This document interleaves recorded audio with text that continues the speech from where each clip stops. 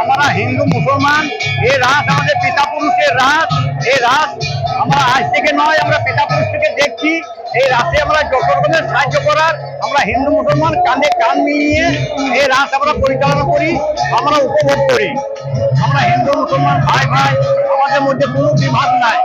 এখানে আমাদের যে দেখবেন বেশিরভাগই মুসলিম এরিয়া, কিন্তু তা আমাদের মুসলিম এবং হিন্দু দুই সম্প্রদায় ভাইয়ে ভাইয়ে কাঁধ মিলিয়ে আমরা এই অনুষ্ঠানটা করি। এবং ওরাই আমাদের এই মেলা বলুন, কোনো অনুষ্ঠান বলুন, যাত্রা বলুন, বাউল বলুন, ওরা সহযোগিতা করে। আমাদের সাম্প্রতিক খুব সুস্থভাবে সম্পন্ন হয়।